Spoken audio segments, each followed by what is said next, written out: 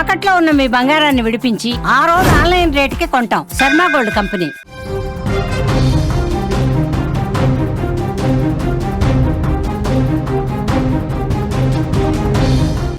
Breaking news. Mahabubabad జిల్లా ప్రభుత్వ ఆసుపత్రిలో దారుణ ఘటన ఒకటి వెలుగులోకి వచ్చింది. బతికుండగానే ఓ మనిషిని మార్చురీ దగ్గర పడేశారు.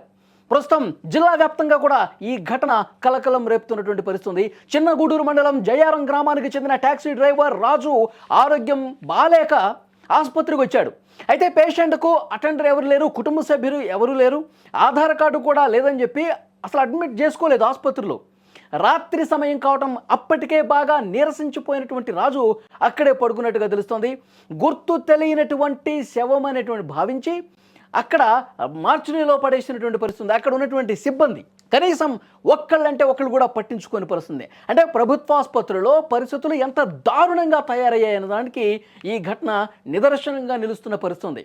వైద్యం కోసం వచ్చినటువంటి ఒక వ్యక్తి, అతని పరిస్థితి ఏంటి, ఎట్లా ఉన్నాడు, ఆరోగ్యం ఏ విధంగా ఉంది, ఇది కనీసం అంటే కనీసం పట్టించుకోనటువంటి అక్కడి సిబ్బంది చనిపోయాడని చెప్పి వాళ్ళే నిర్ధారించేసుకుని మార్చురీ దగ్గర పడేశారంటే, బతికున్న వ్యక్తిని మార్చి దగ్గర పడేశారంటే కనీసం ఇక్కడ సిబ్బంది పనిచేస్తూ ఉన్నారా? ఇక్కడ ఈ ఆసుపత్రిలో పనిచేసే వాళ్ళకు కనీసం మానవత్వం అనేది ఉందా? వీళ్ళ కుటుంబ సభ్యులైతే అంత దారుణంగా ప్రవర్తించే పరిస్థితుందా? తర్వాత సుమన్ టీవీ ఆ బాధితుడితో మాట్లాడితే కొన్ని పచ్చి నిజాలు బయటకు వచ్చినాయండి. ఒక్కసారి అతను ఏం మాట్లాడాడో ఒకసారి విందాం. ఆ బాధితుడు ఏం చెప్పాడో ఒక్కసారి వినండి మీరు కూడా. ఈయన ఆగిపోయినా ఈయన ఆగిపోయి ఈ క్యాటింగ్ కాడ పడుకుంటున్నా 3 రోజులు పడుకున్నాను. అయితే నాకు ఇది తుండి లేవట్లేదు కాబట్టి ఆటోమేటిక్గా మూత్రం వచ్చిందంటే తెలుస్తుంది. పాయింట్లోనే పోతున్నా. పాయింట్లో పోతుంటే 2 రోజులు పోయేసరికి వెళ్ళొచ్చిందని చెప్పేసి తీసి వీళ్ళు మార్చి గేటు ముందు వేసారు. ఈ ఊకే వాళ్ళు చూసి పోలీసులకు ఇన్ఫర్మేషన్ ఇస్తే వాళ్ళు వచ్చి నేను తీసుకొచ్చి బయటికి తీసుకొచ్చి రాసుకున్నారు. ఏ ఊరు ఏంది ఎట్లా అయిందని రాసుకున్నారు. రాసుకొని అన్ని ఇంటికి.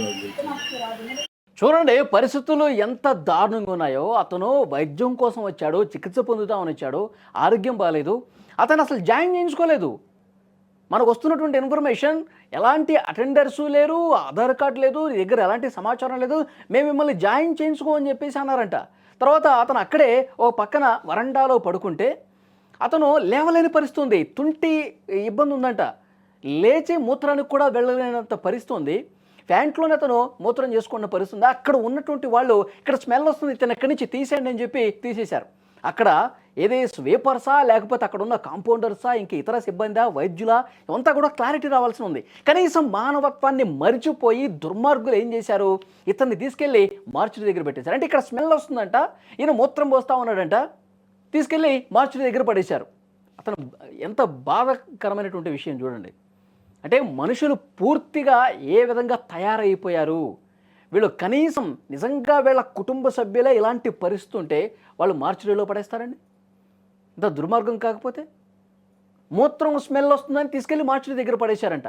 ఆ తర్వాత ఉదయాన్నే అక్కడ మార్చురీ దగ్గరకు వచ్చిన వాళ్ళు అరే ఇతను బతికున్నాడు కదా ఎందుకు ఇక్కడ పడేశారని చెప్పి వాళ్ళు ఉన్నతాధికారులకి కంప్లైంట్ చేస్తే అప్పుడు వచ్చి చూసి అడ్మిట్ చేసుకున్నటువంటి సిచ్యువేషన్ ఉంది. చాలా అంటే చాలా దుర్మార్గమైనటువంటి పరిస్థితి. అసలు వాస్తవ పరిస్థితులు అంటే ఒక్కసారి మనం తెలుసుకునే ప్రయత్నం చేద్దాం. మా ప్రతినిధి మధు కూడా ఫోన్ లైన్లో మనకి సిద్ధంగా ఉన్నారు. మధు, అసలు ఏం జరిగిందో చెప్పండి. Thank you Ali. మహబూబాద్ ప్రభుత్వ జనరల్ హాస్పిటల్లో దారుణం చోటు చేసుకుంది.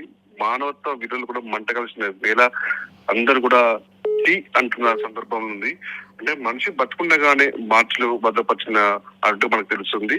అయితే ముఖ్యంగా అయితే ఎవరైతే ఉన్నారో తను చనిపోయినట్టుగా భావించిన వ్యక్తి ఎవరుతున్నారో 3 రోజుల క్రితం చిన్నగూడెం మండలం జేర గ్రామానికి చెందిన టాక్సీ డ్రైవర్ రాజు ఆరోగ్యం బాగలేక మహబూబాద్ ఆసుపత్రికి గత 6 రోజుల క్రితం వచ్చాడని వచ్చిన నేపథ్యంలో తను కనీసం నిల్చొని లేని పరిస్థితిలో ఉన్నాడు. అక్కడికి వచ్చి అటెండ్ నేపథ్యంలో అక్కడ ఉన్నటువంటి సిబ్బంది ఎవరుతున్నారో నీకు ఆధార్ కార్డు లేదు, నీకు సంబంధించిన అటెండెన్స్ ఎవరు లేరు, నిన్ను చూసుకున్నందుకు ఎవరు లేరు, మీ కుటుంబ సభ్యులు ఎవరు లేరు, మిమ్మల్ని ఆసుపత్రి మేము చేర్చుకోము అని చెప్పేసి ఇలాగంటంగా డైరెక్ట్ ముఖం మీద చెప్పడంతో అతను ఏం చేసుకోలేక ఆరోగ్యం బాగాలేక హాస్పిటల్కి వస్తే ఈ విధంగా డాక్టర్లు మాట్లాడడం ఏంటని చేసి అసలు తనలో తాను కుమిలిపోకుండా కూడా ఎలాగైనా ఆసుపత్రికి వచ్చి వైద్యం చేసుకోవాలి, నా ఆరోగ్యాన్ని కుదుటపరచుకోవాలనే ఉద్దేశంతో అక్కడికి వచ్చాడు. అక్కడ ఉన్న వైద్య సిబ్బంది నిరాకరించడంతో తను అక్కడి హాస్పిటల్ నుంచి దేవుడా అనుకుంటూ వెళ్ళిపోయాడు. వెళ్ళిపోయిన నేపథ్యంలో కూడా ఆ క్యాంటీన్ దగ్గరే, ఆ హాస్పిటల్ ఏదో క్యాంటీన్ ఉంటుంది, ఆ క్యాంటీన్ దగ్గర 3 రోజులు కూడా వర్షం వస్తుంది, చలి వస్తున్నా కూడా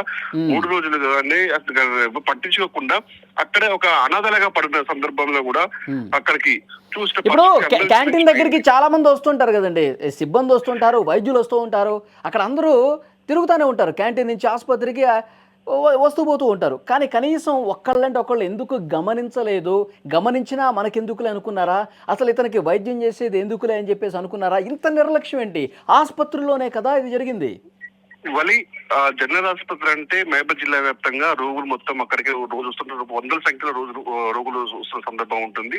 తను కూడా ఒక రోగే కావచ్చు అని చెప్పేసి ఆయన చూసి పట్టించుకోకుండా ఉన్న సందర్భాలు ఉన్నాయి తప్పితే వేరే విషయం అక్కడ లేదు. అయితే తను 3 రోజులు అక్కడ ఉన్నా కూడా తనకి ఎలాంటి వైద్యం అందించలేదు. తను కూడా ఇక నేను ఇక్కడ ఉన్నాను కావచ్చు అని చెప్పేసి కనీసం లేవని స్థితిలో ఉన్నాడు. తను స్పృహ కోల్పోయి కూడా ఒకసారి పడిపోతే అక్కడ సిబ్బంది, అక్కడ అయితే ఆసుపత్రిలో ఉన్న సిబ్బంది గమనించి తిను అనాథ శవం కావచ్చు, చనిపోయాడేమో అని చెప్పేసి అది తీసుకెళ్లి మార్చురి ముందు, అంటే క్యాంటీన్ ముందు నుంచి తీసుకెళ్లి మార్చురి ముందు, అంటే సుమారు 50 మీటర్ల దూరంలో ఉన్నటువంటి మార్చురి గదికి తరలించారు. అది మళ్ళీ లోపల కూడా కాకుండా అంటే ఇక్కడ నిర్లక్ష్యం కనిపిస్తుంది మధు, ఇక్కడ నిర్లక్ష్యం కనిపిస్తుంది. అతను చనిపోయాడా లేదా అని చెప్పి నిర్ధారించుకోవాల్సినటువంటి అవసరం ఉంది కదా. అతను తనకి వైద్యమే నిరాకరించింది, వాళ్ళు ఆసుపత్రి సిబ్బంది వైద్యం చేయకుండా నిరాకరించింది. అటెండర్లు ఎవరు లేవు, ఆధార్ కార్డు ఏమీ లేవు, అసలు ఇక్కడ వెళ్ళిపో అనే ఒక మాట చెప్పడం తప్ప అన్ని చేశారు. అక్కడి నుంచి తను ఎవరు చెప్పుకోవాలి, ఇక నాకు వైద్యం అందించారు అని ఒక తనలో తాను ఒక అండర్స్టాండింగ్ వచ్చేసి కూడా తను ఎలాగ వైద్యం చేయించుకోవాలని చెప్పేసి అక్కడే వర్షంలో నానుతూ కూడా అక్కడి నుంచి మళ్ళీ నిన్న తుఫాను ఎట్లయితే మోతా తుఫాను ఎఫెక్ట్ ఉన్నా కూడా తను మార్చడి ముందే చలికి చస్తూ కూడా బతుకుతూ చస్తూ కూడా అక్కడే ఉన్నాడు. తను అక్కడ ఉన్న సందర్భాలు కూడా కొన్ని స్వీపర్స్ కూడా ఇది అనాథ శవం కావచ్చు తీసుకెళ్ళి అని చెప్పేసి మార్చి గేట్లు తలుపులు తీసేసి లోపు తీసుకెళ్లి తను లోపల కూడా వేశారు. అంటే అనాథ శవంగా భావించుకుంటారు తనని, బతుకున్నా గానే ఇది అలా అనాథ శవం కావచ్చు అని తీసుకెళ్లి మళ్ళీ లోపల వేశారు. లోపల వేసిన తర్వాత కూడా ఈ రోజు ఉదయం మళ్ళీ స్వీపర్లు వెళ్ళి మార్చి తలుపులు తీసి లోపలికి వెళ్ళేసరికి తను మూలుగుతో కనిపించాడు. అరే ఇదేంటి నైట్ చనిపోయాడు అనుకుందాం కదా అనేసి బతికినాడు అని చెప్పేసి, చనిపోయాడు అని చెప్పి అంత ఈజీగా ఎట్లా అనుకున్నారో ఇది నా క్వశ్చన్. వాళ్ళు డాక్టర్లు కంప్లైంట్ చేయాలి, వైద్య సిబ్బంది కూడా నిర్లక్ష్యం కొట్టొచ్చిన కనిపిస్తుంది. ఎందుకంటే కనీసం అక్కడ డ్యూటీలో ఉన్న డాక్టర్లు స్పందించలేదు, నర్సులు స్పందించలేదు, అసలు కనీసం వైద్యం చేద్దాం కూడా ముందుకు వచ్చి కూడా తనకు ఒక టాబ్లెట్ ఇచ్చిన దాఖలాలు కూడా లేవు. ఈ సందర్భంలో ప్రభుత్వ ఆసుపత్రుల్లో పరిస్థితులు ఎంత దారుణంగా ఉన్నాయంటానికి ఇది ఒక ఉదాహరణ కనిపిస్తుంది, మళ్ళీ నిండు నిదర్శనం కనిపిస్తుంది. కనీసం ఒక పేదవాడు కనీసం ఆసుపత్రికి వచ్చిన సందర్భంలో పట్టించకపోవడం దీన్ని అంతా చాలా ఒక చర్చాంశం, జిల్లా వ్యాప్తంగా కూడా చర్చాంశం మారింది. దీని మీద ఏమైనా ఇన్వెస్టిగేషన్ చేస్తా ఉన్నారా, దీని మీద ఏమన్నా చెప్తా ఉన్నారా? ఈ విషయమే సుమన్ టీవీ ఇందాక తను వెళ్ళి తనతో మాట్లాడినప్పుడు సందర్భంలో కూడా జనరల్ ఆసుపత్రి సిబ్బంది ఎవరైతే ఉన్నారో ఆర్ఎంఓ జగదీష్ కూడా అక్కడ సందర్భం అక్కడ సంఘటన స్థలానికి వచ్చిండు, తనతో మాట్లాడాడు.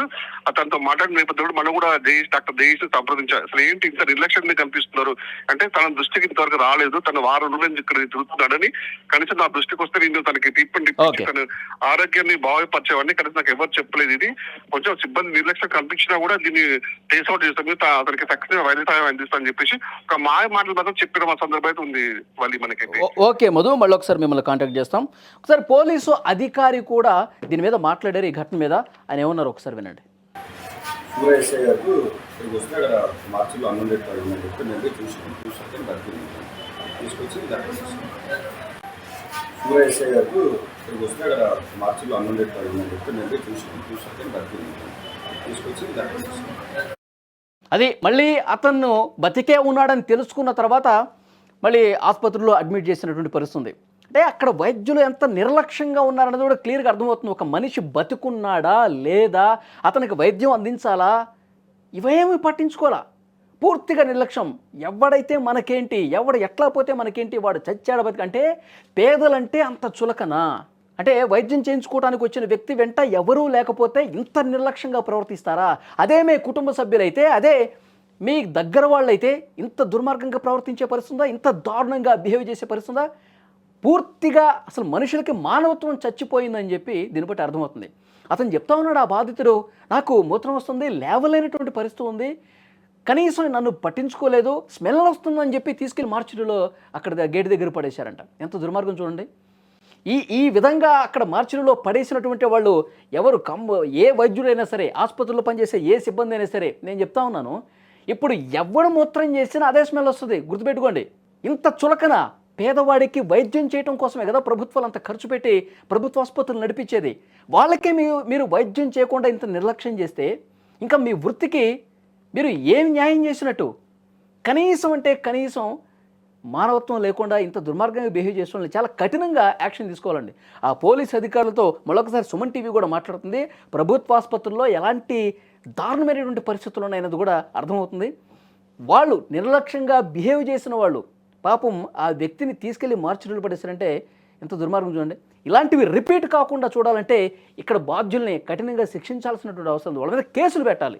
ఈ వీడియో చూస్తున్న ప్రతి ఒక్కరూ స్పందించండి. ప్రభుత్వ ఆసుపత్రుల్లో ఇంత దుర్మార్గంగా ప్రవర్తించిన వాళ్ళ మీద ఎలాంటి యాక్షన్ తీసుకోవాలి? ఇవి రిపీట్ కాకుండా ఉండాలంటే పేదలకు వైద్యం చేయడంలో ఇంత నిర్లక్ష్యం ప్రదర్శించిన వాళ్ళ మీద ఏం చర్యలు తీసుకోవాలి? Please comment.